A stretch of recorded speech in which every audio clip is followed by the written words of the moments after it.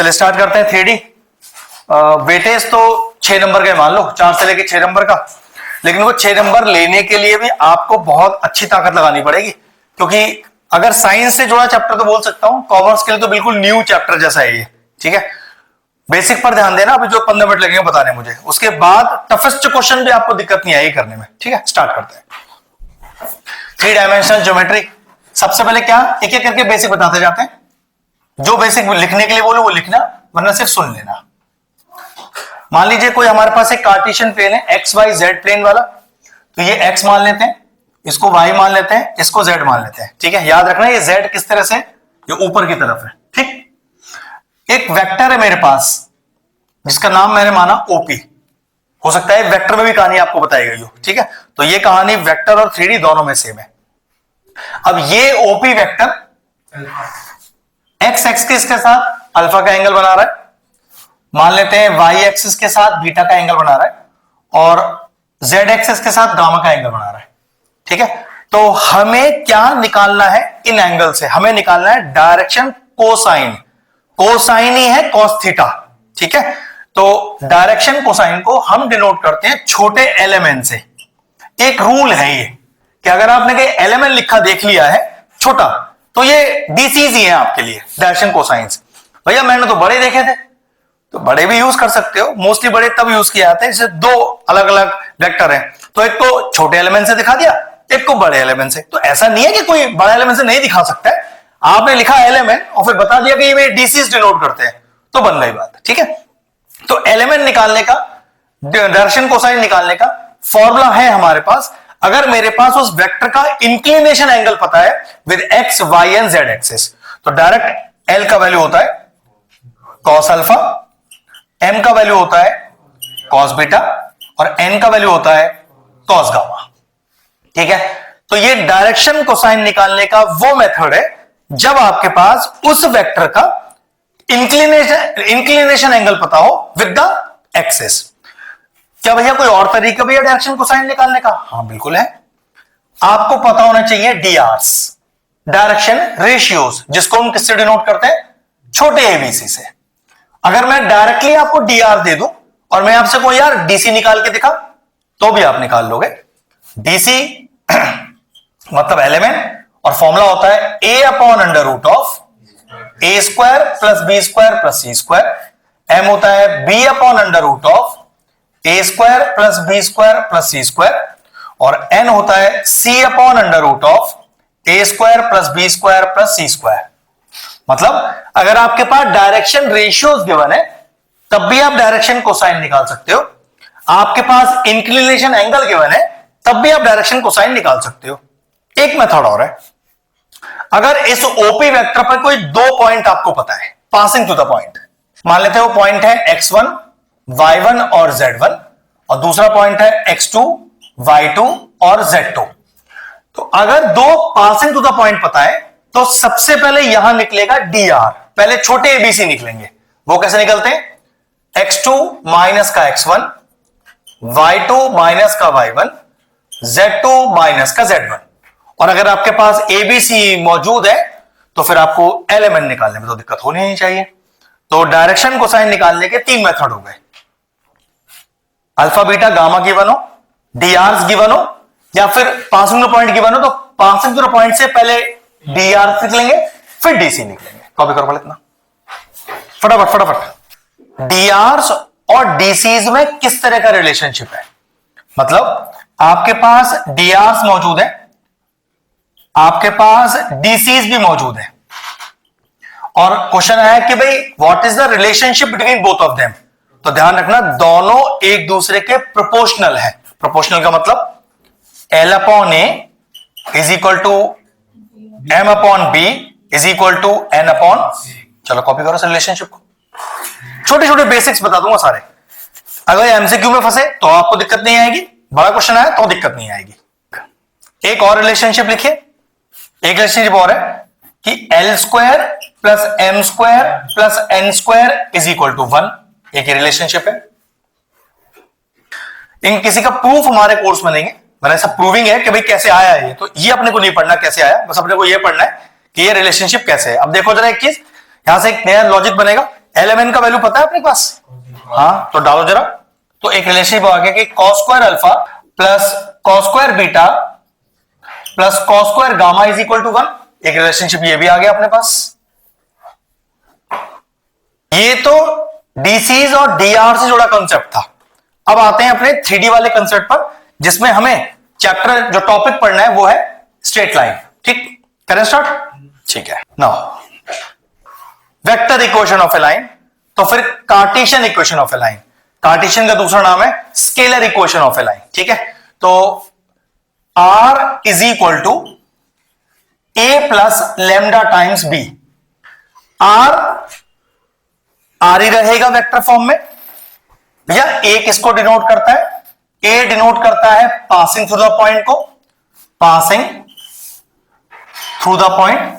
और ये B क्या डिनोट करता है? ध्यान रखना, ये डिनोट करता है dr को। ये B और B मैच मत करा लेना, ये B अलग है। ये जो पीछे वाला B है, ये वाला जो B है, ये एक्चुअल में हमें dr को डिनोट करता है, DCs को नहीं, dr को, ABC। क्लियर हो गया? अच्छा, कितनी बार इस B का वैल्यू कैसे पहचाना जाता है? लिख के आएगा line, parallel to a given vector. ठीक है, अगर parallel to a given vector word भी आप सुनाई दे रहा है, तब भी ये इस वाले B की वैल्यू है। क्लियर है? अब अगर मैं चाहूं कि भैया ये तो आपने वेक्टर फॉर्म लिख दी लाइन की, इसे कार्टेशियन में चेंज करके दिखाओ, तो डायरेक्टली फॉर्मूला होता है x minus x1 upon A, y minus y1 upon B, z minus z1 upon C. अगर लॉजिकली देखें तो ये जो x y z है, ये एक्चुअल में ये आ रही है। ये a क्या है? x1 y1 z1, वो यही है आपके पास उल्टे साइन के साथ। ठीक है, और ABC कौन सा है? ये एक्चुअल में वाला B है। ये ध्यान रखना, चेंज ओवर करने के लिए भी आ सकता है। कार्टेशियन में गिवन है, वेक्टर में चेंज कर दो, वेक्टर में गिवन है, कार्टेशियन में चेंज कर दो। बहुत आसान है, कोई दिक्कत नहीं आएगी इसमें। इतना क्लियर है सभी को? ध्यान रखना इसको, ये तो कुछ है ही नहीं करने के लिए, दिक्कत इसकी है हमेशा। एक लाइन की इक्वेशन दी है जो 1 2 3 से पास कर रही है, वो मिल गया आपको। वो किसी फलाने फलाने लाइन के पैरेलल है, फलाने फलाने लाइन के परपेंडिकुलर है, तो सारी कहानी इसकी है। फिर हमेशा हमें ये वाला V वेक्टर ही ढूंढना है यहां पर। ठीक है, चलो कॉपी करो वाला इतना। ये हो गई आपकी वेक्टर इक्वेशन, ये हो गई scalar equation. Vector form of a line और ये हो गई scalar form of a line या Cartesian form of a line, कुछ भी बोल सकते हैं, दोनों एक ही नाम है। दो तीन चीजें लिख लेते हैं। आपके पास मान लीजिए दो इक्वेशन है, R is equal to A plus lambda times B. ये अगर एक लाइन की इक्वेशन तो इसे R1 A1 और B1 कर लेते हैं, तो फिर एक दूसरी लाइन भी होगी मेरे पास, R2 is equal to A2 plus mu times B2। अगर दो लाइन की इक्वेशन है, ठीक है, तो दोनों के बीच का एंगल निकाल दीजिए। तो ध्यान रखना, let the angle between two line be theta. फिर स्टार्ट करेंगे कि cos theta is equal to, कोई काम नहीं है 7A2 का, सारा काम इस B का है। ठीक है, तो फॉर्मूला है B1 vector dot B2 vector upon mod of B1 vector B2 vector का मॉड। ठीक है, मॉड मतलब under magnitude, under root of उनके आई जे के कोफिशिएंट का स्क्वायर का सम। ठीक है, कॉपी करो। एंगल बिटवीन टू लाइंस आ गया। एक है shortest distance between two lines, ये बताओ। अब मान लो आपके पास फिर से दो लाइन की क्वेश्चन यही है, यही मान लेते हैं, और मुझे इनके बीच की शॉर्टेस्ट डिस्टेंस निकालना है। तो शॉर्टेस्ट डिस्टेंस का फॉर्मूला होता है, देखो जरा, A2 माइनस A1, ये रहा भाई आपके पास A1 A2 dot B1 cross B2 upon B1 cross B2 का मैग्नीट्यूड होल का मैग्नीट्यूड। कॉपी करिए। एक कंडीशन लिखिए कि if B1 cross B2 is equal to 0, if B1 cross B2 is equal to 0, तो देखना जरा, तो शॉर्टेस्ट डिस्टेंस तो 0 ही हो गया। तब डिस्टेंस निकालने का फॉर्मूला होता है, शॉर्टेस्ट डिस्टेंस निकालने का, मॉड ऑफ इस B1 क्रॉस B2 को डायरेक्ट एक सिंगल B की तरह ट्रीट करेंगे, वहां पर हम फॉर्मूला हो जाएगा B cross A2 minus A1 upon B का मॉड और होल का मॉड। चलिए B1 क्रॉस B2 0 आ जाए तो समझ जाना दोनों लाइंस आपस में पैरेलल है। उस केस में जब ये दोनों क्रॉस हो तो आप एक भी ले लो, किसी को भी, चॉइस है आपकी। दोनों, अरे भाई दोनों एक दूसरे के प्रोपोर्शनल होती हैं, पैरेलल या प्रोपोर्शनल एक ही बात है। जैसे यहां पर आ रहा होगा 2i plus 3j plus 4k, तो फिर सेकंड इक्वेशन में आ रहा होगा 4i plus 6j plus 8k। तो बेटा ऐसे क्वेश्चनों का B1 क्रॉस B2 0 आता है, तो आप ऊपर वाले को ले लेना B, सिंपल, ठीक है, और उस B को फिर यहां इस्तेमाल करेंगे इस तरह से। वहां पर जब आप बोर्ड एग्जाम दोगे तो इतना दिमाग नहीं चलता है उस समय, ये तो आज आपका दिमाग चल रहा है, वहां नहीं चलेगा। वहां तभी तो आपको फिर भी B1 क्रॉस B2 पहले निकालना चाहिए कि अगर 1% 0 आ जाए तो आप बता सको ये वाली बात, ठीक है, ये है बस। हाँ, वैसे आपको देखते ही पता चल जाना चाहिए, लेकिन अब आप क्या सबसे पहले पेपर खोलते हुए शॉर्टहैंड का क्वेश्चन चेक करोगे? पहले नहीं करोगे। तो ये तो आज लग रहा है ऐसा, यहां पर, वहां थोड़ी ना होता है ऐसा, वहां तो माहौल ही अलग होता है। वहां तो बच्चा निशांत भी 100 नंबर के लिए जाता है, ये भी 100 नंबर का पेपर देने जाएगा, ये भी 100 लेने के लिए पेपर देने जाएगा, सब पूरे साल किसने क्या किया उससे मतलब, वहां तो 100 लेने के लिए ही जाएंगे सब।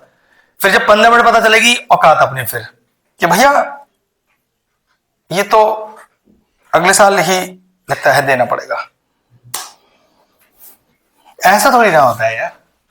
तो वहां आप जो सोच रहे हो यहां बैठकर, वो भाई वहां कुछ नहीं याद रहता। हमने तो बहुत सारे कॉम्पिटेटिव और बहुत सारे एग्जाम दे लिए ना, तुम लोग तो पहली बार एक 10th का दिया है, अब दोगे पहली बार 12th का, और वो भी फाड़ू वाला। अब फाड़ू में तो कुछ है ही नहीं, अकाउंट ही उतना स्ट्रॉन्ग है, तो उससे दिक्कत, मैं तो मैथ्स में दिक्कत आनी, जो भी तुझे दिक्कत आनी है। आपका तो फिजिक्स भी, केमिस्ट्री भी, मैथ्स भी। अब मैथ तुझे एक महीने में मैथ्स हो जाएगा तेरा? मतलब तुम बेवकूफ हो, सारे के सारे अप्रैल से आगे पढ़ रहे हो सब के सब है। एक महीने में बंदे ने मैथ स्ट्रॉन्ग कर लिया अपना, प्रॉपर्टीज कर ली सातों। अब कर लिया, चल ठीक है, ठीक है, इतना क्लियर हो गया भाई। इतना करने के बाद तुझे फेल तो नहीं होने दूंगा, अच्छे मार्क्स की तरफ ही जाएंगे। और अभी तो मैजिक क्लास अपनी रखी है, वो तो बहुत ही अलग ही चीज है, उसका तो अलग ही लेवल है। हाँ, ये वो एक्सपेक्ट नहीं कर पाएगा जो ये कर लेगा। कुछ चीजें ऐसी ना, जब तक आप उसे महसूस नहीं करो आप उसे फील नहीं कर पाओगे अंदर अपने कि हम किस लेवल के तैयारी तक जाएंगे। हैं? क्या इसने तो किया है? अच्छा, ये तो 11th में आई थी। हाँ, इसको भी नहीं पता क्या होता है, इसको भी नहीं पता है, तुम तीनों को तो पता है। हाँ, तो जैसे नलायक को 70 मिल गया, और क्या चाहिए? तो है ही मेरा ऐसा है। नहीं नहीं नहीं, कब की बात कर रहे हैं? अरे वो तो तबीयत नहीं थी, मैं भी क्या करता हूँ उसमें। अरे यार, अब जो गई बात से क्या कर रहे हैं, अब आगे तो तेरे पास है 1 महीना, उस पर ध्यान दे। ये तो उसकी तो दिल्ली गया था। हाँ ठीक है, हाँ देख, कभी तो बस बस डोंट डिस्कस। चलो पहला क्वेश्चन स्टार्ट करते हैं। If a line makes an angle of 90 degree, 60 degree and theta with the X, Y and Z axis, where theta is an acute angle, find the theta. देखो जरा, लिखो पहले कैसे लिखना है, तो अपने को सब्जेक्टिव की तरह करना है क्वेश्चन को। लिखो जरा, लेट अल्फा बीटा गामा, तो मतलब हमें पता होती है ना कि इसी के साथ होते हैं, जनरली वही होते हैं ना। जरूरी नहीं होता ना, ये तो हम बताते बताते रटवा देते हैं बच्चों को। एक्स को वो गामा ले लेगा, वाई को वो अल्फा दे देगा, और उसको वो बीटा दे देगा। तो कोई हार्ड एंड फास्ट रूल नहीं है ये, तो इसलिए वो लिखनी जरूरी है अपने को बार बार। ठीक है, लिखिए जरा, let line makes an angle of alpha with X axis, ऐसे लिखिएगा बिल्कुल, alpha with X axis, comma beta with Y axis and gamma with Z axis. आप ये मान के चलिएगा, सुनो, कि आप सारे क्वेश्चन सब्जेक्टिव सॉल्व कर रहे हो। अगर आपको ऑब्जेक्टिव में आए 1 मार्कर में, एमसीक्यू में, तो ये सब लिखने का जरूरत नहीं है, फिर तो पेल देना आंसर सीधा पकड़ के। यहां सब सब्जेक्टिव लिखवाएंगे आप, ठीक है। अब देखो जरा, एक्स एक्सिस का मैंने एंगल अल्फा माना है, लेकिन वो अल्फा तो आपको क्वेश्चन में पहले से गिवन है 90 डिग्री। वाई एक्सिस को बीटा माना है, तो बीटा तो पहले गिवन है अपने को, और जो गामा है वो भाई थीटा ही गिवन है अपने को। तो सोचो, अपने पास अगर अल्फा बीटा गामा है तो एक रिलेशनशिप नहीं है अपने पास अभी, L square plus M square plus N square is equal to 1, जिसमें एल का वैल्यू हमने क्या बताया था आपको अभी, कॉस अल्फा। तो अल्फा तो पता है अपने को, तो कॉस 90, तो एम कितना हो गया, कॉस 60, और एन कितना हो गया, कॉस स्क्वायर थीटा। पुट करिए और आंसर निकालिए, चलिए फटाफट से। तो cos square 90 plus cos square 60 plus cos square theta is equal to 1। तो कॉस स्क्वायर 90 0, कॉस स्क्वायर 60 1/2 का स्क्वायर लगा देंगे, कॉस स्क्वायर थीटा भाई हमें पता नहीं, ये 1/4 उधर चला गया, तो cos square theta is equal to 1 minus 1/4।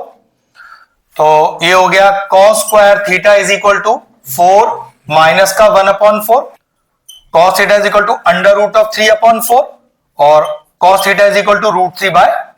तो सोचो कि कॉस थीटा √3/2 कौन से एंगल पर है, 30। That is equal to, therefore the value of theta is π/6। ठीक है। मैंने अभी आपसे क्या बोला है, ऑब्जेक्टिव आए तो जो लगाना है लगा देना। अरे नहीं सर, मैं वो नहीं जा रहा। आपको पूरा लिखना है, नहीं ऐसा कोई नियम नहीं है, ऐसा कोई नियम नहीं है। ये कोई एंगल सम प्रॉपर्टी थोड़ी ना है कि हम माइनस कर रहे हैं किसी चीज में से इसको, ठीक है। क्लियर हो गया, चेक करते हैं। 5x minus 3 is equal to 15y plus 7 is equal to 3 minus का 10z। कह रहा है find the direction cosine of a line. चलिए देखिए, इस तरह से लाइन की इक्वेशन अगर मैं किसी से पूछूं, अक्षत ये vector form of a line given है, ये Cartesian form of a line given है, या भैया ये कुछ भी नहीं गिवन है आपको, ये क्या गिवन है, ये कार्टेशियन इक्वेशन गिवन है। ओके, ये क्या गिवन है, ये कार्टेशियन इक्वेशन गिवन है, ये कुछ भी नहीं गिवन है। ये हुआ अच्छा जवाब एक, ये कार्टेशियन ही है कि 50-50 है भैया। अरे ये कार्टेशियन है, ये वेक्टर है, बस इतना ही पूछा है। ये कार्टेशियन या कुछ भी नहीं है, ये एक का जवाब है, ये कुछ भी नहीं है, ये भाड़ में जाए, ये कुछ भी नहीं है, ये कार्टेशियन ही है। Okay, yes sir.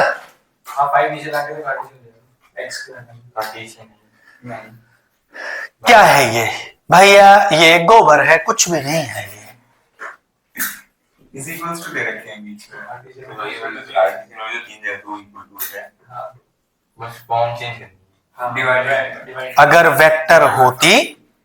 वेक्टर होती तो ऊपर के एरो साइन नहीं होते। अगर ये एरो नहीं है तो ये कार्टेशियन ही है, बस वो फॉर्म हमें बना के दिखानी है। फॉर्म क्या होती है देख लो पहले, x minus x1 upon a, y minus y1 upon b, z minus z1 upon c। Form तो वही है लेकिन थोड़ी अजीब सी है, बस याद ये रखना है पीछे पीछे x y z का कोएफिशिएंट नहीं होना चाहिए।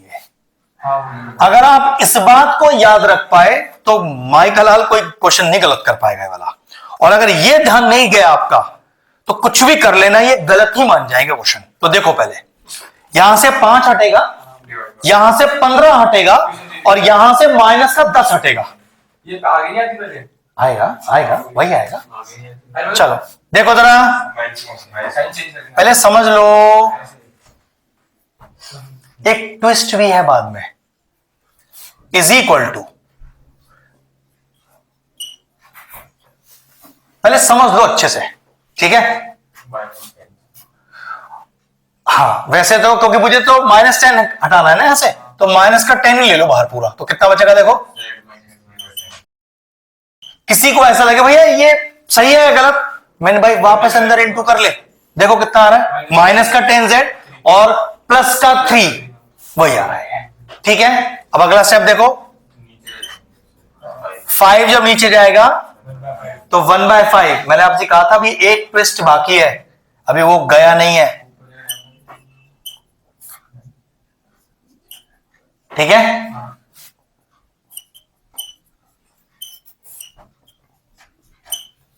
ठीक, हमसे मांग रहा है फाइंड द डायरेक्शन कोसाइन, लेकिन ए बी सी अपने को तो डायरेक्शन रेशियो मिल गए, तो डायरेक्शन रेशियो मिल गए तो डायरेक्शन कोसाइन तो निकालना आता है अपने को, लेकिन क्वेश्चन मेरा गलत हो गया। अगर क्वेश्चन में होता कि फाइंड द डीआरस, तो क्या डीआर आ चुके हैं मेरे, आ चुके हैं, लेकिन आंसर को मैच ही नहीं हो रहे, ये आंसर में है ही नहीं डीआरस, यही तो दिक्कत है। अगर क्वेश्चन रेशियो फॉर्म में है तो, और अगर ये रिड्यूस हो सकते हैं तो बिना रिड्यूस किए आंसर मत लिख देना इसका।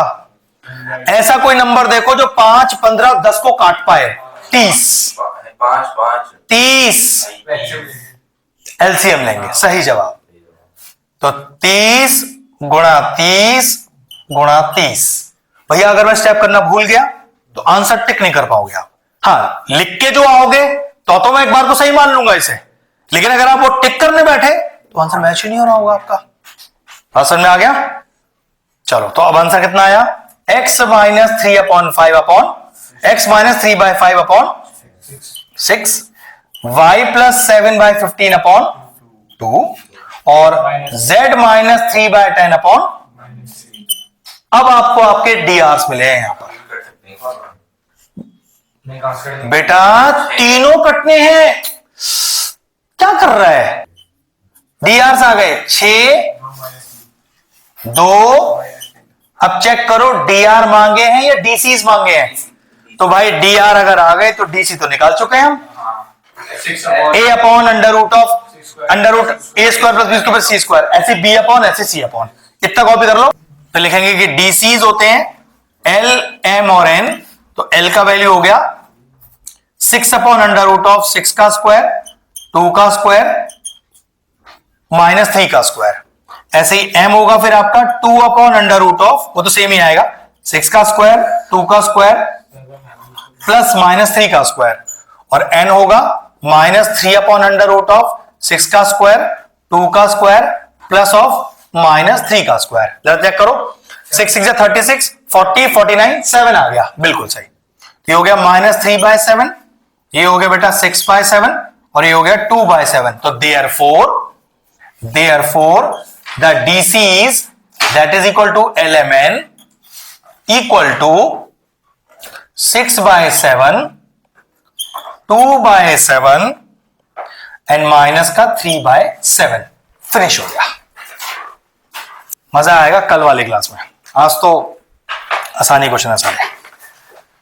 थर्ड देखिए, if a line makes an angle of alpha beta gamma with position directions of coordinate axis,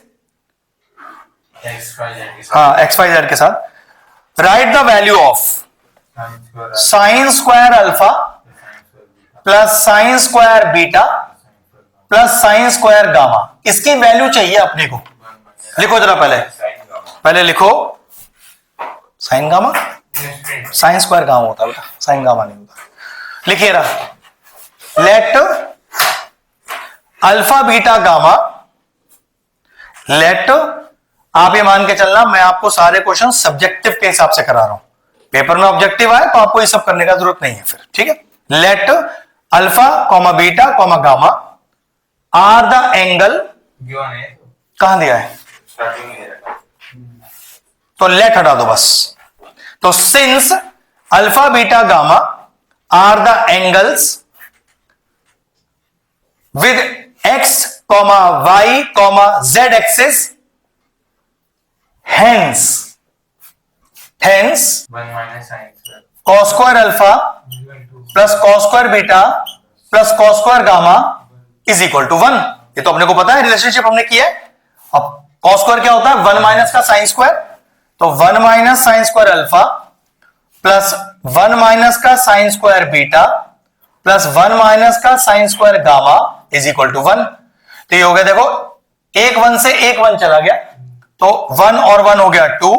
अब देखो माइनस का साइन स्क्वायर अल्फा माइनस का साइन स्क्वायर बीटा माइनस का sine square gamma, minus common ले लो, तो हो गया sign square alpha plus sine square beta plus sine square gamma, ये वाला वन तो हम काट चुके हैं, इज इक्वल टू 0। देखो यार इस पूरे को उठा के उधर ले जाओ, तो 2 is equal to sine square alpha sine square beta plus sine square gamma, कितना वैल्यू आ गया इसका। तो याद रखना, ये डायरेक्ट रिलेशनशिप याद भी कर सकते हो कि cos square alpha plus cos square beta plus cos square gamma 1 होता है, लेकिन sign square alpha plus sine square beta plus sine square gamma 2 होता है। अगर डायरेक्ट याद है तो टिक्की तो मारना था अपने आंसर पे सिर्फ, ठीक है। सब्जेक्टिव आया तो हमने करके दिखा दिया। चलिए, right the distance of the point, point दिया है P जिसके कोऑर्डिनेट है ABC फ्रॉम एक्स एक्सिस। मैंने आपको ये बात पहले ही बताया था, जिस एक्सिस की बात नहीं हो रही वो सब 0, जिस एक्सिस की बात हो रही है वो 1। लेकिन इस क्वेश्चन में x की बात हो रही है ना, तो मैं इस x को 1 नहीं लूंगा क्योंकि यहां पॉइंट ABC की फॉर्म में है, तो मैं उधर भी क्या लूंगा, ABC की फॉर्म ही रखूंगा। तो देखो P के कोऑर्डिनेट तो पता है, अगर मैं कहूं कि x एक्सिस के कोऑर्डिनेट क्या होंगे तो A 0 0। ध्यान रखना इस बात का, नियम तो वैसे 1 0 0 लेने का है, लेकिन यहां पॉइंट नंबर की फॉर्म में नहीं है, अल्फाबेट की फॉर्म में है, तो उधर भी वो अल्फाबेट A ही आएगा। फिर अब कह रहा है फाइंड द डिस्टेंस Px, तो डिस्टेंस फॉर्म लगा दो, चलो कॉपी करो फटाफट से। सिर्फ इसी वजह से मैं ये क्वेश्चन लगा रहा हूं क्योंकि मोस्टली बच्चे यहां 1 लिख के आ जाएंगे। नहीं नहीं नहीं, यहां ऐसे 1 नहीं आएगा, 1 तब आता जब यहां न्यूमरल फॉर्म होता, यहां A ही लिखा आएगा इस समय, ठीक है। चलिए, बस इस वजह से ये क्वेश्चन कराया जा रहा है, वरना तो बेकार सा क्वेश्चन था ये। तो तभी तो बताया बेटा, और क्यों करा रहा हूं।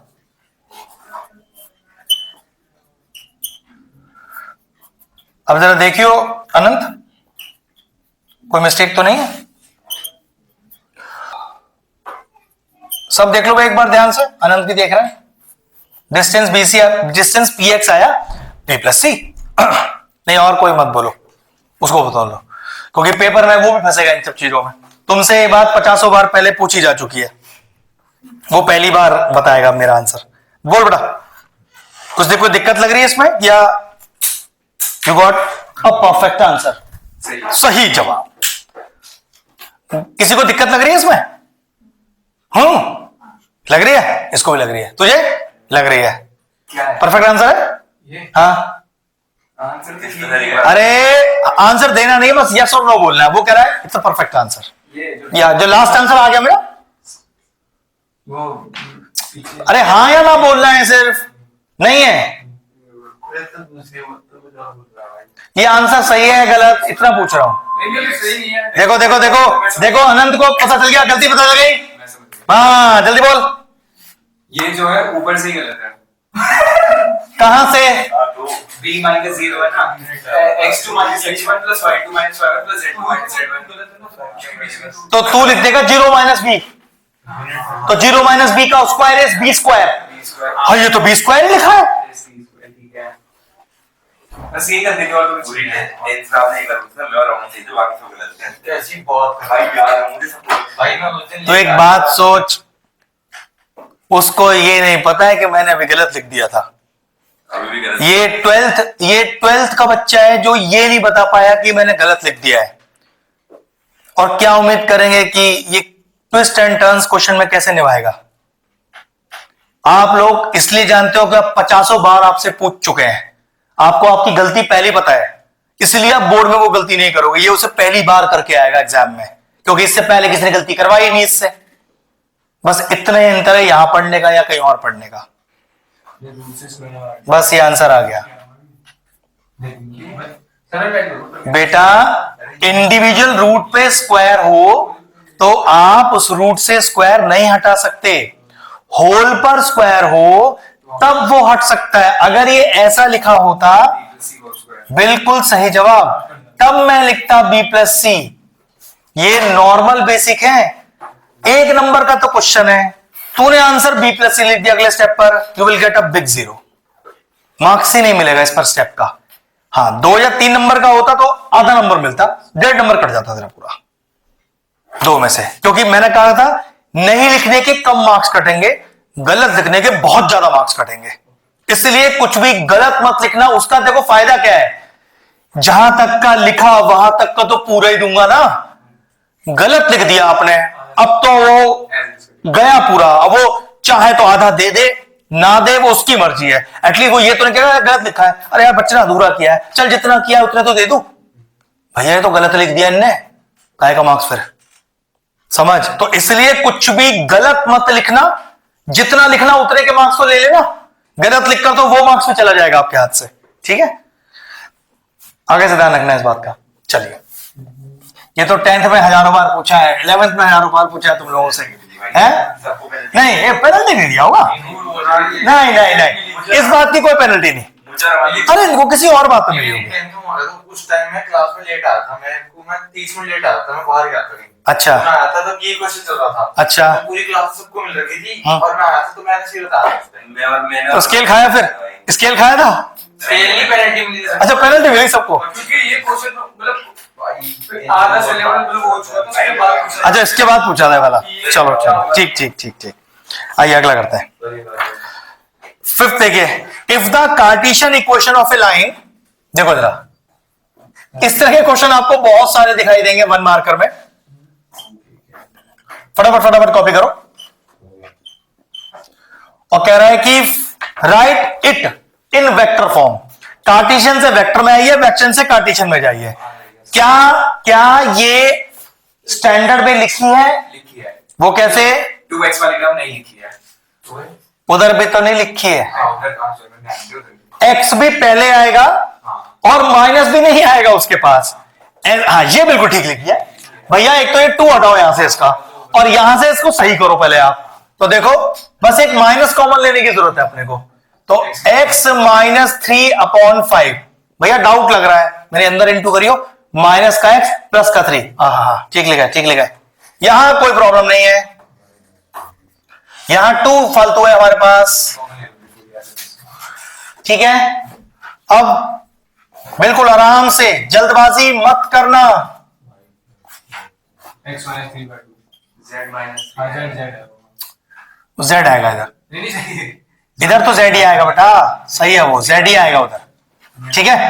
अब क्या ये बिल्कुल परफेक्ट इक्वेशन है कार्टेशियन की, जिसे मुझे वेक्टर में चेंज करना है, तो मैंने क्या बोला था, r इज इक्वल टू, इनको उल्टे साइन के साथ डालिएगा, जो a बनेगा आपका, तो 3i कैप माइनस का 4j कैप प्लस का 3k cap plus lambda times of, इसे सेम साइन के साथ कॉपी कीजिएगा, माइनस का 5i प्लस का 7j प्लस का 2k। Now this is your vector equation of the given line, खत्म कहानी।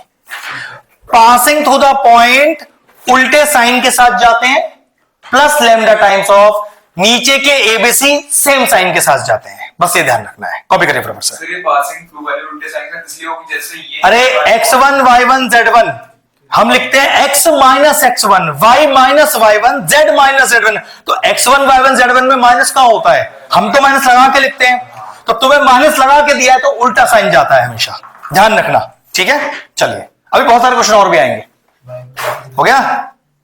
Right the Cartesian equation of a straight line passing through the point, ध्यान से देखिए, अल्फा बीटा गामा दिया है, तो मैं उसे कैसे लिखूंगा, चेक करना,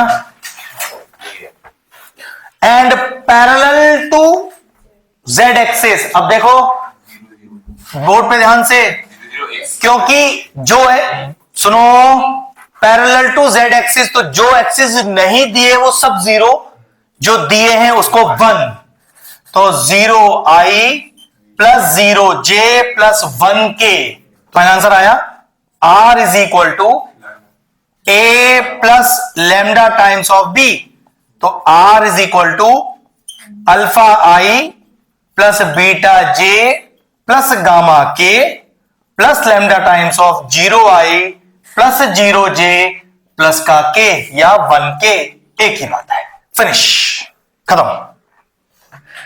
passing through the point A को डिनोट करता है, parallel to the vector direction ratios B को डिनोट करता है। करो उस क्वेश्चन को, 7th वाले को।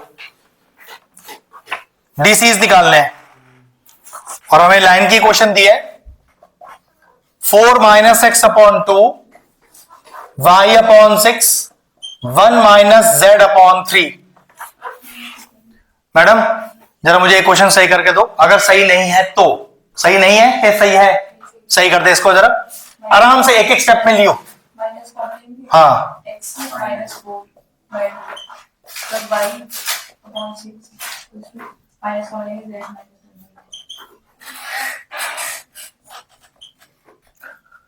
बिल्कुल ठीक बोला आपने।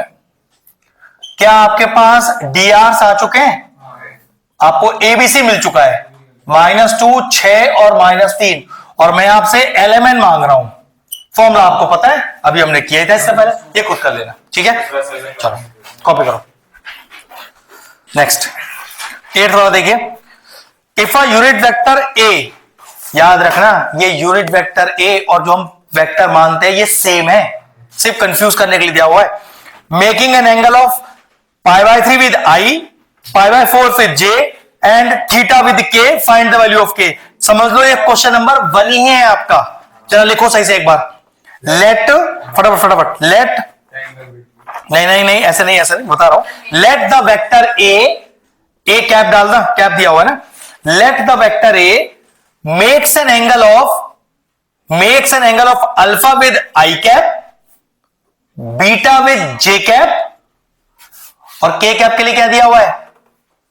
थीटा दिया हुआ है, तो थीटा विद के कैप, ठीक है। और गिवन में क्या है आपके पास? अल्फा की वैल्यू कितनी दी है चेक करो, π/3, बीटा की वैल्यू क्या दी है?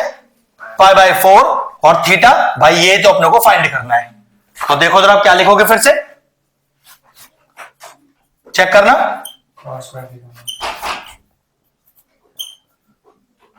थीटा, चलो फटाफट सॉल्व करके दो, कितना आ रहा है?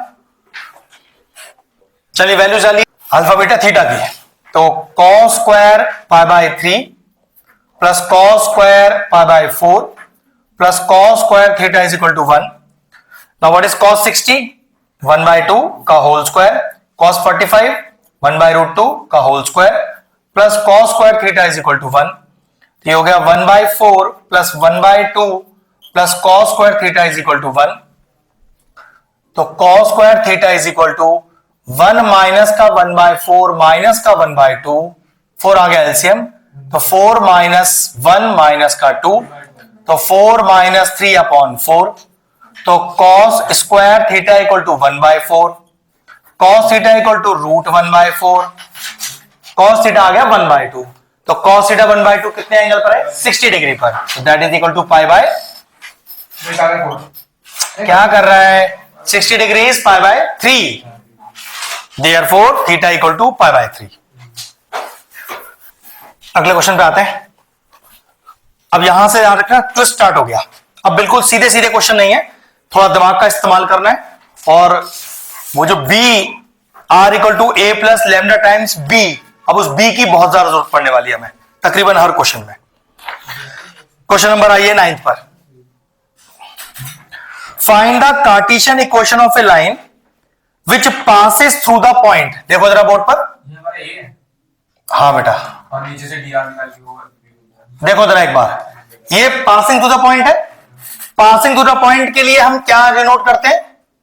ए वेक्टर, तो कैसे लिखेंगे? माइनस का 2i प्लस का 4j माइनस का 5k, इस पे तो कोई दिक्कत नहीं है। Is parallel to the line, देखो जरा बोर्ड पर, बस यहीं से अब थोड़ा सा ट्विस्ट एंड टर्न स्टार्ट हो गया हमारा, पहले समझ लीजिए अच्छे से। देखो मेरी लाइन जिसकी मुझे इक्वेशन निकालनी है, इस पॉइंट से पास करती है, इसके पैरेलल है, तो आपने क्या लिखा? पहले समझ लो बेटा, required equation of line R is equal to A plus lambda times B। ठीक है, आप पूरे क्वेश्चन को वेक्टर में सॉल्व करना हमेशा आसान होता है, क्योंकि हमसे कार्टेशियन मांगा है, लास्ट में कार्टेशियन में चेंज कर देंगे उसे। कार्टेशियन में सॉल्व करना मुश्किल होता है, तो वेक्टर निकालो, एंड में जाके चेंज कर देंगे। ठीक है, तो ए तो आई थिंक सीधा सीधा मिल गया भैया, दिक्कत इसी को ढूंढने की है। तो चेक करो, मेरी रिक्वायर्ड लाइन क्या पैरेलल है इक्वेशन 2 के? तो लिखो कि सिंस, लिखो पहले, हाँ सब लिखना है सर, कि सिंस इक्वेशन 1, पहले अच्छा कॉपी कर लो, उसके बाद लिखेंगे, फिर पहले कॉपी करो। 2 मार्क का क्वेश्चन है कम से कम। Since equation 1 is parallel to equation 2, hence their direction ratios are same, hence their direction ratios are same। तो पहले चेक कर लो क्या इक्वेशन 2 स्टैंडर्ड फॉर्म में है, तो पहले इक्वेशन 2 को स्टैंडर्ड बना लो। अन्नत ने तो देखा ही नहीं कि मैंने क्या बोल दिया, वो तो पहले कॉपी कर रहे हैं, वही ज्यादा जरूरी है। सीखना is not so important, copy करना इज मोर इंपॉर्टेंट। ठीक है भाई, हम मैं 2 दिन में तो तेरी आदत नहीं बदल सकता ना। चेक करो, ये जो इक्वेशन 2 है, अब इसको ना मानकर क्या करेंगे, इस इक्वेशन, इसको मानेगा इक्वेशन 2 अब, और इसके डीआर निकाल लीजिए यहां से जरा। कितने हो गए? 3 - 5 और 6, और मैंने अभी क्या लिखवाया था कि दोनों के डीआर आपस में बराबर हैं। तो भाई देखो यहां पर बी क्या आ गया अपने पास, फिर 3i माइनस का 5j प्लस का 6k। तो लाइन की क्वेश्चन क्या हो गई, r is equal to minus का 2i प्लस का 4j माइनस का 5k plus lambda times of 3i minus का 5j प्लस का 6k। ये आई है मेरी वेक्टर फॉर्म, पहले समझ लो, क्योंकि क्वेश्चन में स्पेशली लिखा है कि भाई कार्टेशियन में निकाल के देना। तो सारे पासिंग थ्रू द पॉइंट को उल्टा साइन लगाओ, x प्लस 2 अपॉन ये बिल्कुल सीधे साइन के साथ, तो y माइनस का 4 upon -5, z plus 5 upon 6। Now this is the required Cartesian equation of a line passing through this parallel to it. चलिए सर जी के रिजल्ट आ गया, मैं टोटल स्कोर 43 पे वो किस साल मिली परसेंटाइल? मतलब सुना नहीं, 43 तूने दिया कितना? 65, तेरा 40। वो चेक नहीं किया क्यों? अरे जी क्या बात रही, ठीक है जो है सो है, क्या कर सकता है कोई उसके अंदर। तुझे इतनी जरूरत क्या पड़ रही है, तू अपना काम कर। चलो, जिसको किसी चीज का डर नहीं उसे चेक करने में भी कोई डर नहीं, जिसकी तैयारी पूरी हो, जिसका मार्क्स बहुत ज्यादा आना हो, उसे तो भैया दुख दुख दुख दुख होती है। सही बात है। चलो चलो ठीक है, देखते हैं, कोई बात नहीं, जब मन करे तब देख लेना। 10 देखिए, if a line has direction ratios, check करना, डीआर दिए हैं अपने को ए बी सी, क्या दिए हुए डीआर? हाँ 2 -1 -2, कह रहा है फाइंड डीसीज, एलिमेंट निकालना है, निकाल लेंगे। फॉर्मूला तो शुरू में लिखवा दिया था, चलो खुद करना है इसे अपने आप, छोड़ो घर पे करना है इसे, अगला करेंगे। अगला कौन सा काम है? 10th करें, आप 11th पे आएंगे। 10 तो हो गया। चलो, एक लाइन की इक्वेशन दी हुई है,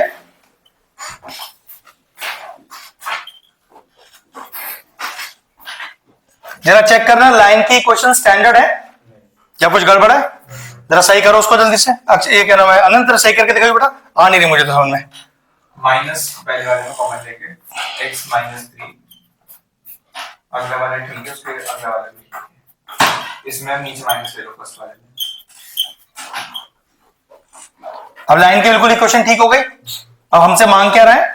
डायरेक्शन रेशियो पैरेलल लाइन के same find the direction ratio of the line parallel to CV it. तो एक ऐसी लाइन के डायरेक्शन रेशियो निकालिए जो इसके पैरेलल हो। तो मैंने क्या कहा था कि अगर दो लाइंस आपस में पैरेलल हैं तो दोनों के डायरेक्शन रेशियो बराबर होते हैं। तो लिखो पहले line, if two lines are parallel, अरे एक ही बात है बेटा अभी तो, if two lines are parallel then their direction ratios are equal, hence required direction ratios are, खत्म कहानी, फिनिश। बेटा एक्स एक्सिस के कोऑर्डिनेट्स तो बता दे। एक पॉइंट है 2, 3 और 4 और एक है एक्स एक्सिस, कोऑर्डिनेट बता, इनके बीच की दूरी फाइंड करनी है मुझे। तो 1 0, अब यहां 1 ही लेना क्योंकि यहां क्वेश्चन नंबरिक फॉर्म में है, और डिस्टेंस और लगा देना इसमें। चलो कॉपी कर लो फटाफट से, घर पे करने से फटाफट फटाफट। तो शॉर्ट डिस्टेंस लगा दे दो। तेरे पास सिर्फ एक पास एक ही तो लाइन है, दो थोड़ी ना है। दो लाइनों के बीच में होता है ना बेटा, दो पॉइंट के बीच में थोड़ी ना होता है। 13 वाला देखो जरा, find the equation of a line parallel to this. Okay, जो मेरी रिक्वायर्ड लाइन है वो इसके पैरेलल है और पास कहां से कर रही है? 1 2 3 से। तो भाई पासिंग थ्रू द पॉइंट जो होते हैं वो किसको डिनोट करते हैं? ए को, आई प्लस 2j प्लस 3k, और डायरेक्शन रेशियोज किसको डिनोट करते हैं? इनको। लेकिन चेक कर लो स्टैंडर्ड में है कि नहीं पहले। गप पता चली स्टैंडर्ड ही नहीं और हम एबीसी लेगा इसके, ये बिल्कुल स्टैंडर्ड में है। तो डायरेक्टली इसके लिए क्या लिख देंगे? b माइनस का 3i प्लस का 2j प्लस का 6k। अब ये चेक कर लो हमसे कोई पर्टिकुलर वेक्टर या स्केलर मांगी तो नहीं है, तो भाई आप किसी एक में निकाल के दिखा सकते हो। हाँ, तो वेक्टर क्वेश्चन निकालो। तो r इज इक्वल टू, पहले लिखो a plus lambda times b और फिर ये डायरेक्टली वैल्यू पुट कर दो, plus 2j plus 3k plus lambda times minus का 3i प्लस का 2j प्लस का 6k। होमवर्क में सारे क्वेश्चन 2-2 बार करने हैं, इसलिए ध्यान से करना, नहीं आएगा तो कल फिर बता देंगे। आजकल कैसा पढ़ रहा है? 8 to 10 आवर्स, अभी भी नहीं इतना 8 घंटे हो गए टोटल मिला के, ट्यूशन हटा के ट्यूशन हटा के 8 घंटे।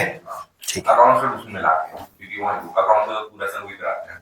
बहुत सारे भी कराते हैं। ठीक है, तुम बच्चे कितने हैं उसमें? मैं खेल अरे वाह, तेरे तो मजा आ गया। 3-4 घंटे ये तो बहुत बढ़िया है, ये तो बहुत अच्छा है। टाइम तो नहीं खराब करता हुआ।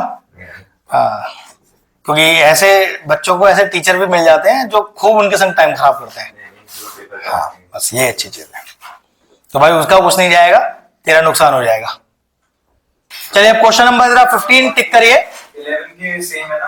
क्या बेटा? 14 11 वाले के ना? हाँ हाँ हाँ, 14 और 11। हाँ तकरीबन। अब जरा क्वेश्चन नंबर 15 टिक करिए। पहला 5 मार्क्स का बड़ा क्वेश्चन है। क्वेश्चन को पहले पढ़िए एक बार, दो वेक्टर ले लेंगे। पहले क्वेश्चन को पढ़िए सर।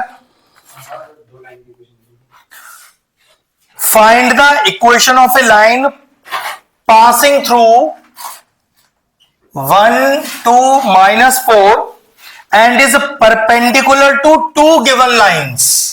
सर यानी ये दोनों लाइंस आपस में पैरेलल होंगी? 2 मिनट रुक जा।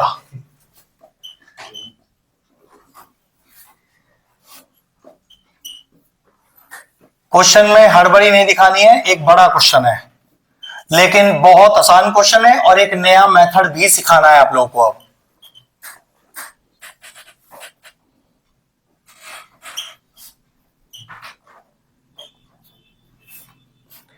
ये क्वेश्चन आ जाएगा समझ में तो समझ लो आपका एक 5 नंबर का क्वेश्चन सॉलिड हो गया, जिसमें डिफर टाइप आता ही आता है।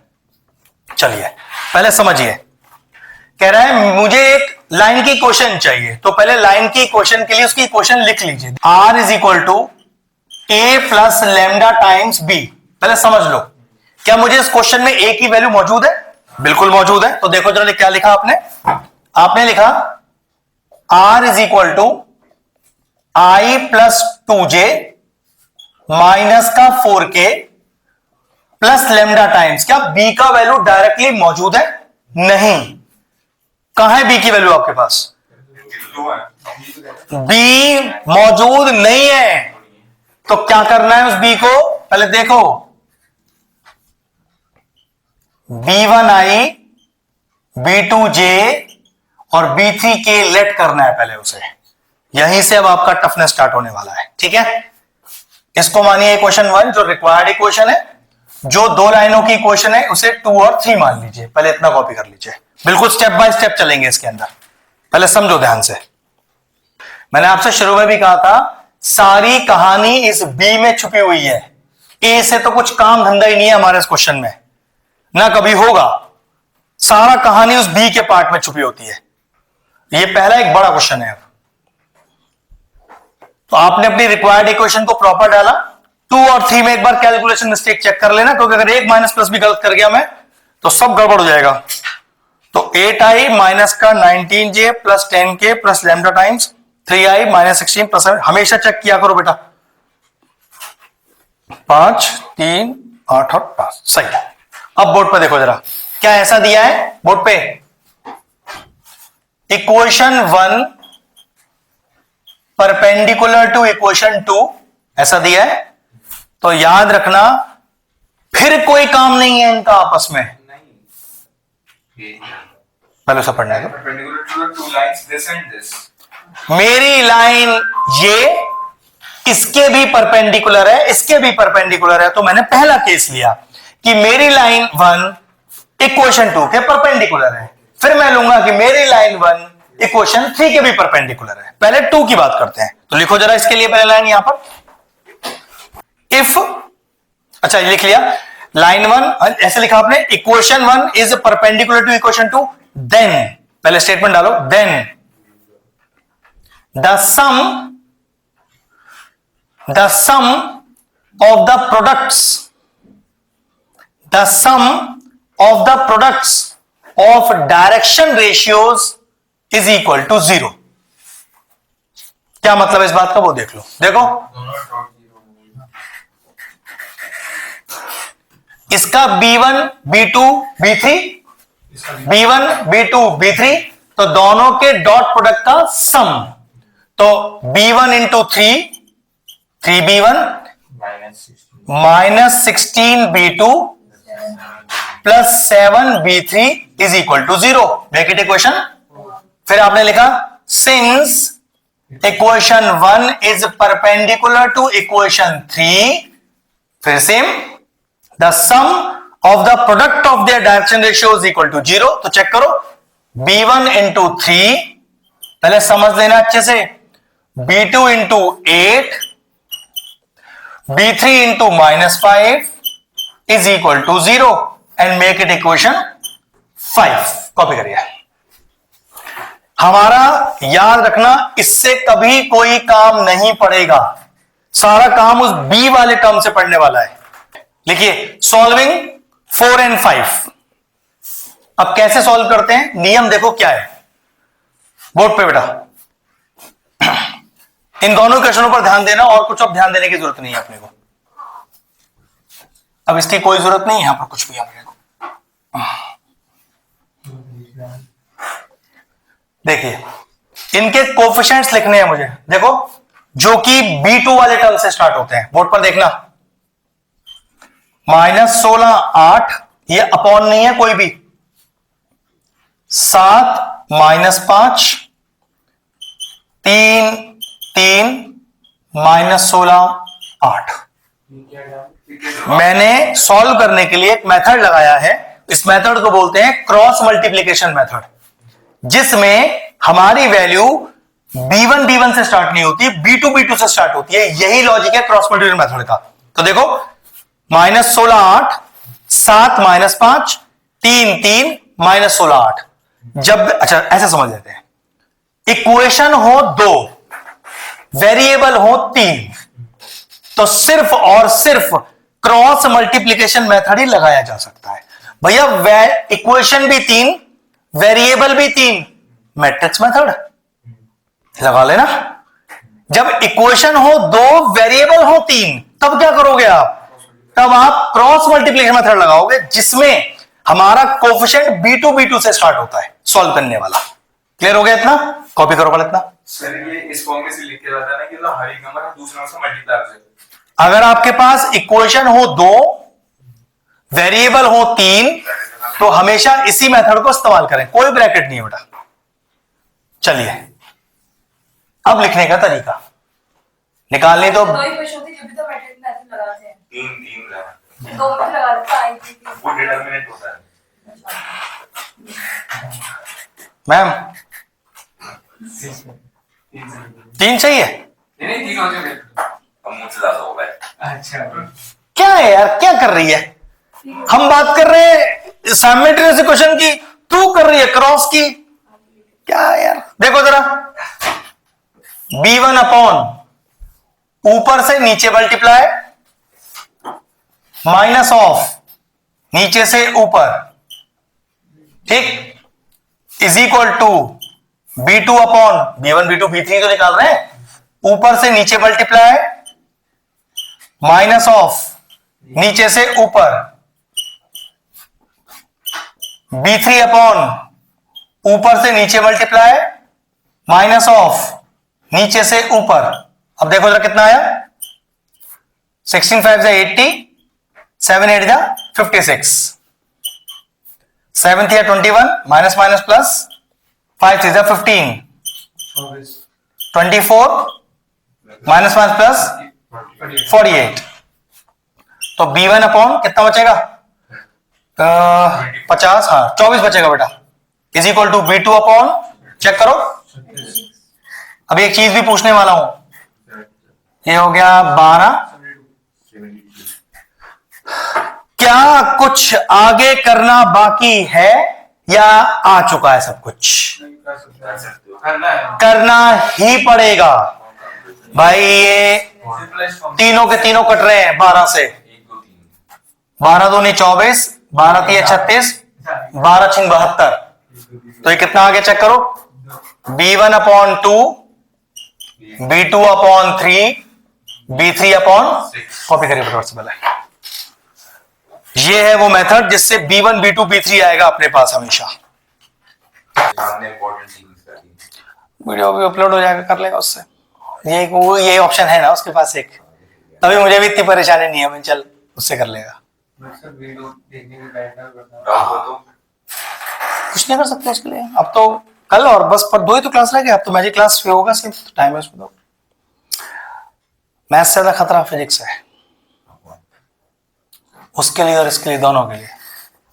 तो इसलिए मैं तो हमेशा ही, मैंने तो कल भी बोला था, अब तू मैथ सिर्फ उतना कर जितना हम तुझे दे रहे हैं, अब एक्स्ट्रा पढ़ने की जरूरत ही नहीं तुझे। मैथ्स पूरा ध्यान अपने फिजिक्स पर दे। केमिस्ट्री कैसा है तेरा? हो जाती है। फिजिक्स में आपने कोचिंग गलत चूज कर लिया और आपको छोड़ देना चाहिए था महीने, 2 महीने, 3 महीने में। उन्होंने पूरा फीस पहले रख लिया पहले महीने में ही, तो फिर क्या दिक्कत थी? और तुझे नहीं पता चला कि वहां अच्छा नहीं पढ़ा रहे हैं, अच्छा पढ़ा रहे हैं भाई, मेरे समझ तो नहीं आ रहा, कहने का मतलब ये है। अब ऐसा तो नहीं अच्छा नहीं पढ़ा रहे होंगे, अच्छा बुरा क्या होता है, वो तो पढ़ा ही रहे। तो आपने क्यों नहीं छोड़ दिया? कोई टॉपिक समझ आ रहा था, कोई नहीं आ रहा। तो ऐसी जगह जाओ ना सारे समझ में आ जाए। ये बेवकूफी बेटा इतना बड़ा बच्चा कर रहा है, क्या बोले उसको? इतना टाइम थोड़ा लगता है पहचानने में कि मैं वहां 70/70 मेरा आएगा नहीं आएगा बोर्ड एग्जाम में।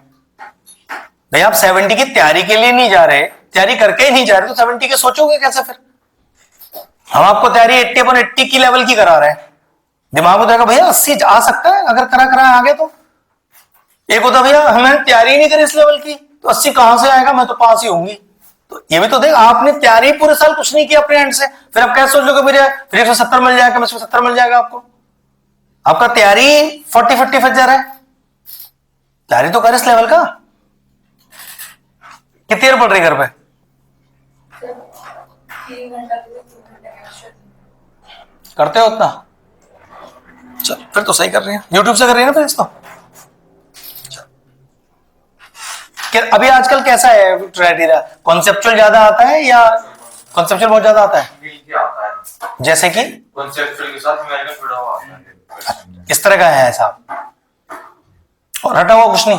रटा हुआ भी आता है, मतलब जो कॉन्सेप्चुअल होता है रटा हुआ आएगा, न्यूमेरिकल भी करे कराई आते हैं, मतलब फिर इतना भी आसान नहीं है, कर फिर तो आराम से बच्चा पास ना हो जाए। हाँ, तो ऐसे आते हैं क्लास में ना तो होता है।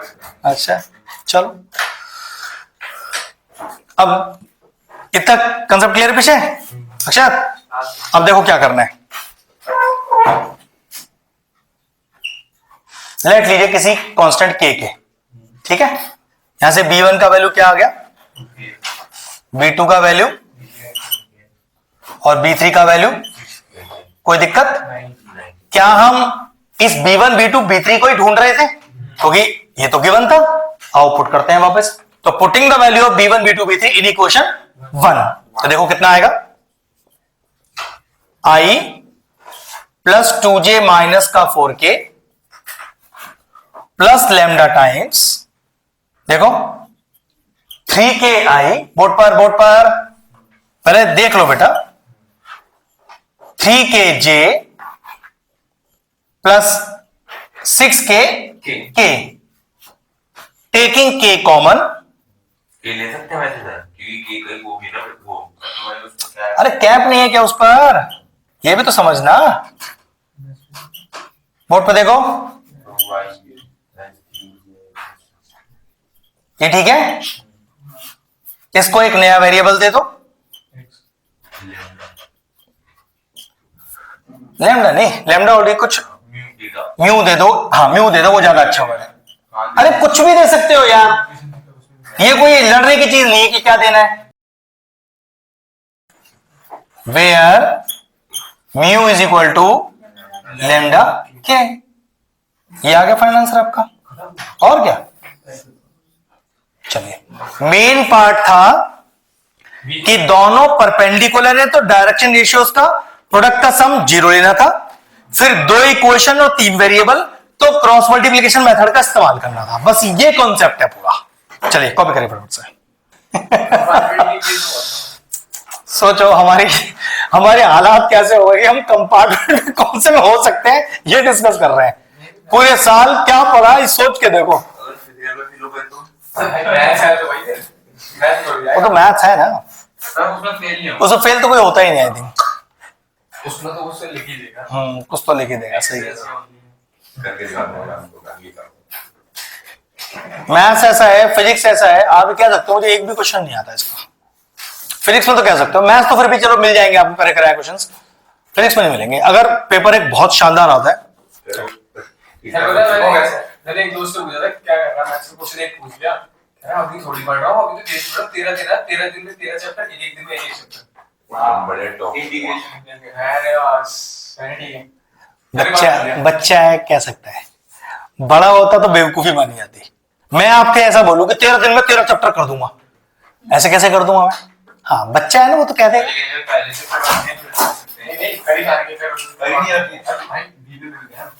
तू भी बच्चा ही है ना, तो बात तो बेवकूफी भी कर सकता है।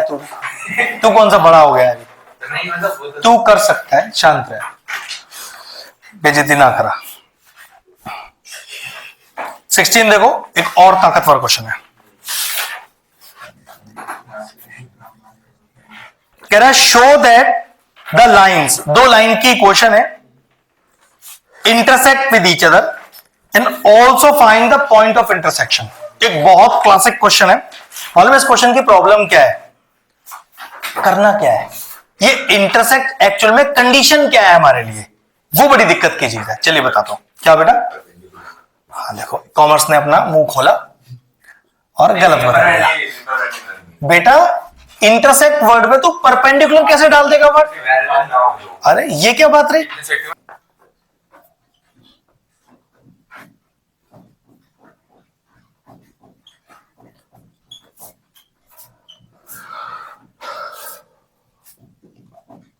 तू कुछ बता भाई। अच्छा फिर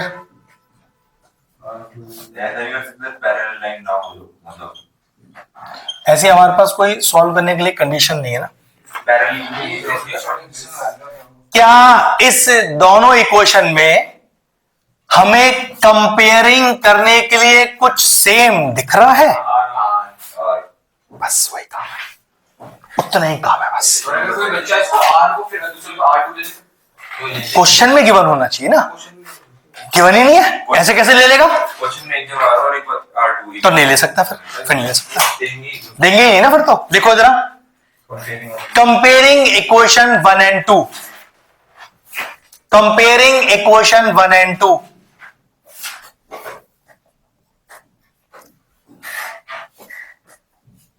एक बहुत शानदार सा क्वेश्चन है, पूरा ध्यान से करिएगा। लंबा क्वेश्चन है, 5 मार्क्स में ही आएगा अगर आएगा तो। मैंने इसमें तो हम आइडिया लगा सकते हैं ना, कैसे कैसे कुछ 3 स्टेप निकालना पड़ेगा, तो कंपेयर कर लेंगे। रुक जा, जल्दबाजी मत कर, इट्स अ 2 पेज क्वेश्चन। तो तू 2 पेज को दिमाग में नहीं रख सकता, वो तू लिख के ही समझ में आएगा तुझे, ये है।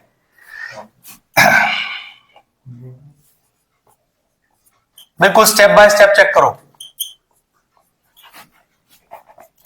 और जितने भी 4 नंबर 5 नंबर वाले क्वेश्चन है उसमें एक भी स्टेप डायरेक्ट मत लिखना। आपको नहीं रिक्वायरमेंट हो रही फिर भी लिख देना उस स्टेप को, कुछ नहीं जा रहा।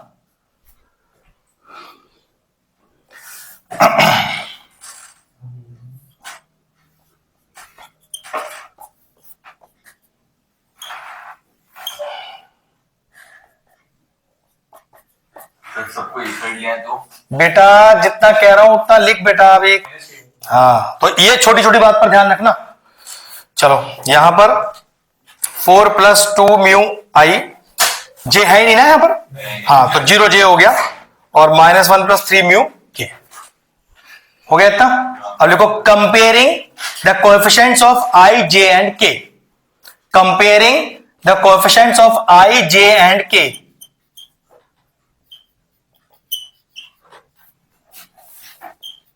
बिल्कुल आराम से बेटा,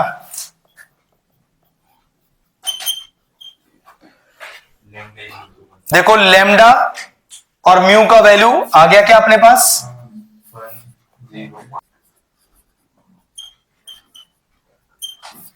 ठीक है। अब देखो क्या करना है हमें, हमेशा ऐसा ही होगा जब आपको ये प्रूव करके दिखाना है, शो करके दिखाना है कि लाइन इंटरसेक्ट करती है या नहीं।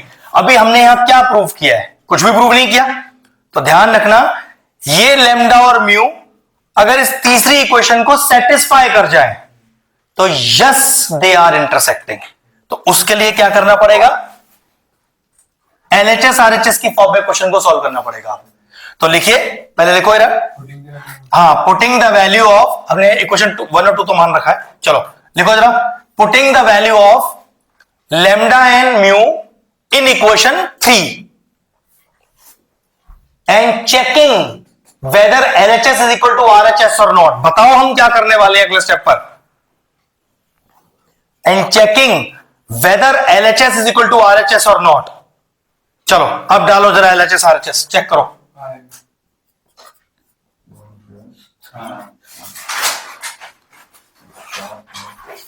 तो लिखिए कि since is equal to RHS, hence the two lines intersect with each other। सबसे बड़ी दिक्कत ही है इस क्वेश्चन में, भैया करना क्या है ये समझ नहीं आई। इंटरसेक्ट की कंडीशन क्या होती है? भाई कोई कंडीशन नहीं होती, बस ये बताना है कि दोनों को कंपेयर करके जो लेमडा आया और म्यू आया उसे तीसरे में सेटिस्फाई कराना है। तो ये तो शो हो गया, हो गया। अब एक और बात कह रहे हैं, टकराएगी कहां वो तो बताओ। क्वेश्चन देखो, लास्ट में पढ़ो ना। Also find the point of intersect, वो पॉइंट तो बताओ जहां वो टकराने वाली है। तो इस लेमडा या म्यू का वैल्यू किसी भी एक ही क्वेश्चन में पुट कर सकते हो आप। चलो 0 वाली क्वेश्चन को यूज कर लो, जल्दी आंसर आ जाएगा। तो मैंने क्या किया, putting the value of mu equal to 0 in equation 2। तो आर देखो कितना आ गया, 4i प्लस का 0j माइनस का k। तो देयर, देखो ये उस इंटरसेक्शन पॉइंट का पोजीशन वेक्टर है, हमसे पोजीशन वेक्टर नहीं बोला, सिर्फ पॉइंट बोला है। देयरफॉर रिक्वायर पॉइंट इज 4 0 -1, खत्म कहानी। अगर आप यहां भी पुट करते तब भी आंसर यही आना था, बस अंतर इतना था क्योंकि ये म्यू 0 था तो 0 को सॉल्व करने की जरूरत नहीं पड़ा आगे मुझे। ठीक है, चलिए कॉपी करिए फटाफट से। जो इंटरसेक्ट वाले क्वेश्चन है उसमें ध्यान रखना, कंपेयर कराएंगे, हमेशा लेमडा और म्यू आ जाएगा, उस पर तीसरी लाइन में उसे सेटिस्फाई कराएंगे और फिर वापस किसी में वैल्यू डाल देंगे, बात बन जाएगा। सर ये वाला लास्ट पेपर वापस करनी है, आगे वाले के सॉल्व करना। क्या हमें हमारी दो लाइनें कहां टकरा रही हैं वो पॉइंट भी चाहिए? नहीं सुन सुन सुन, वही चाहिए ना। उसके लिए इन दोनों वैल्यूज को तो किसी भी इक्वेशन में पुट कर सकता है, क्योंकि मेरे पास म्यू 0 है तो 0 डालने से थोड़ा जल्दी आंसर आ गया। ये वो पोजीशन वेक्टर आया उस इंटरसेक्शन पॉइंट का, लेकिन मुझसे पोजीशन वेक्टर तो मांगा ही नहीं है, पॉइंट मांगा है, तो मैंने 4 0 -1 लिख दिया इसे, खत्म कहानी। ठीक है, ये है अश्विन। टारगेट 80 का है पूरा। अक्षत जी टारगेट 80 का है पूरा, तो तैयारी इस लेवल की रखना। बीच में आप आएगा अक्षत? आप आएगा? फिजिक्स केमिस्ट्री कैसा है तेरा? फिजिक्स हाँ ठीक है। ठीक ठीक नहीं, परफेक्ट नहीं, तो फिर मत आइयो, फिर तो अपने तो तैयारी कर, फिर मत आइयो। फिर 14 के बाद तो सीधा आएगा 28 को। पेपर कब है तुम लोगों का? 22 के बाद। अच्छा तुम्हारा तो फिर तुम्हारा कब है बेटा केमिस्ट्री वाला? तो फिर 28 से क्लास रखेंगे आप लोगों की, ठीक है ना। थोड़ा रेस्ट भी ले लेना, क्योंकि फिर फिजिक्स पढ़ के केमिस्ट्री पढ़ के दिमाग खराब हो गया होगा, तो आधे दिन का रेस्ट तो चाहिए ही चाहिए आप लोगों को। फिर करेंगे ताबड़तोड़ तैयारी। दिक्कत ये है ना कि 10th वाले भी उसी टाइम पे आएंगे, तो उनका पेपर 10 तारीख का है और तुम्हारा 8 तारीख का है। एक रूम में तुम बैठोगे, एक रूम में वो बैठेंगे, क्या करें। पिछले साल भी ऐसे हुआ था, चक्कर ही काटता रहा मैं इधर से उधर। लास्ट ईयर भी ये दिक्कत थी, दोनों के पेपर का टाइम ऐसा पड़ा कि 4 दिन तुम्हें मिल रहे हैं, 6 दिन उन्हें मिल रहे हैं, और सेम वो डेट्स पड़ रही हैं बिल्कुल। इस बार तो बिल्कुल सेम पड़ रही हैं। तुम्हारा 8 तारीख का है, उनका 10 तारीख का है, और उनकी भी आखिरी पेपर 27 का है, तो 28 सीधा फिर उनको 10 को देना है। सेम क्लास चलेंगे पूरे 8 दिन। हमारे ऐसे हो जाती है, उधर भाग उधर भाग उधर भाग उधर भाग उधर भाग, हालत खराब हो जाती है। और ये रूम इतना बड़ा है नहीं कि दो क्लास एडजस्ट कर लो एक साथ। वो चक्कर में ना वो खुसर पसड़ हो जाती है, फिर बीच में मजा नहीं आता। तुम बड़े हो, तुम्हारे से अलग तरह की बात होती है, वो छोटे हैं उनसे अलग तरह की बात होती है, वो मिक्स हो जाएगी, तो वो चीज सही नहीं रहता है। क्लास को क्लास के हिसाब से रखना पड़ता है बातें, ये चक्कर है ना। जो बात तुमसे की जा सकती है वो उनसे नहीं की जा सकती। अभी लास्ट क्वेश्चन कर रहे हैं, फिर फिनिश करेंगे class. Find the value of p for which the lines L1 L2 are perpendicular to each other. पहले चेक करो ये L1 और L2 स्टैंडर्ड फॉर्म में लिखी है या नहीं, सही करो पहले इन्हें। चलो खुद करो फटाफट से इक्वेशन को बिल्कुल प्रॉपर सही करो। पहले L1 सही करो, फिर L2 सही करेंगे।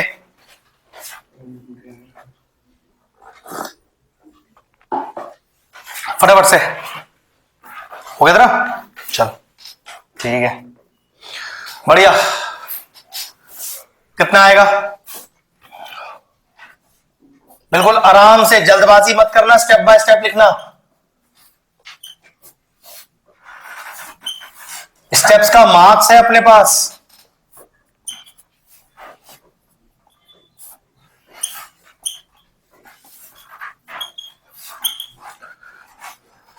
ये आ गई L1।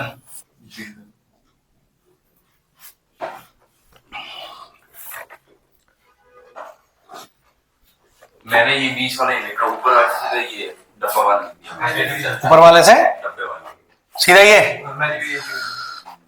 अगर ये 2 नंबर तक का हुआ तो कोई टेंशन नहीं है, 3 में हुआ तो कट जाएगा मार्क्स, क्योंकि उसका मार्क्स होगा फिर वहां पर। दिक्कत ये है। मैं 7 कॉमन लेते हुए नहीं दिखा। मैं आपसे क्या कह रहा हूं, अगर ये 3 नंबर का क्वेश्चन हुआ तो मार्क्स कटेगा इसका, अगर 2 का हुआ तो नहीं कटेगा। फिर ये नंबर के हर स्टेप का नंबर बटा होता है। अब 3 नंबर का क्वेश्चन है तो बटा हुआ है, इसका नंबर के कॉमन लेना और ये सब करने का आधा नंबर देना है, वो आपने डाला ही नहीं उसके अंदर, तो काट देगा उसका मार्क्स। L2 चेक करते हैं।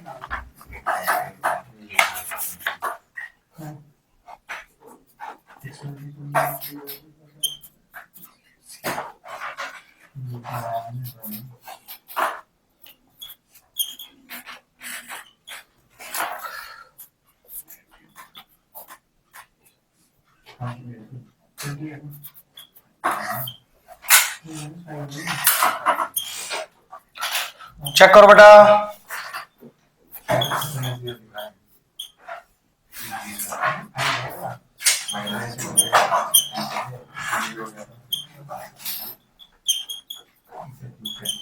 अब जरा लिखिए कि सिंस देखिए L1 is perpendicular to L2,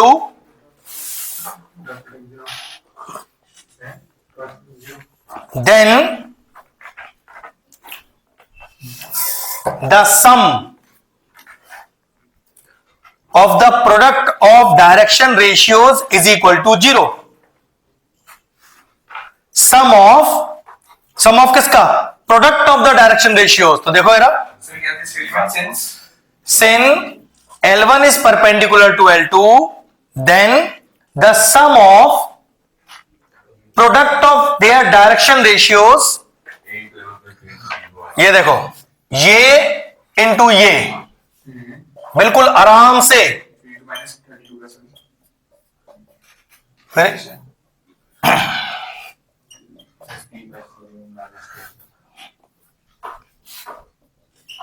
is equal to 0. ये हो गया 9p/7 plus p/7 is equal to 10. तो 10p/7 इज इक्वल टू 10. 10 से 10 कट गया, p is equal to 7.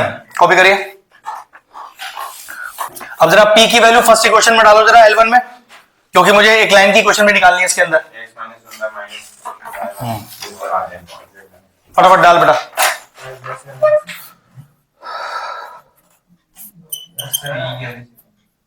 p का वैल्यू कितना है? 7. तो ये 1 आ गया यहां पर.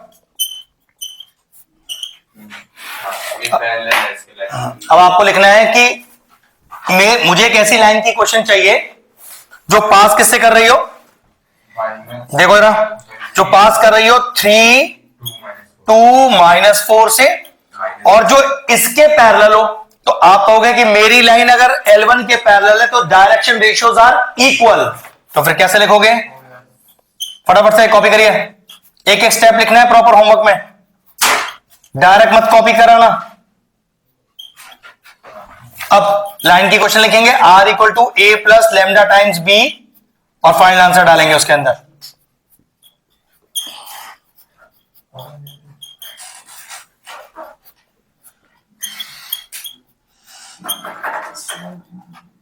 अब कल मजा नहीं आएगा ना, 1 ही घंटे का क्लास है सिर्फ.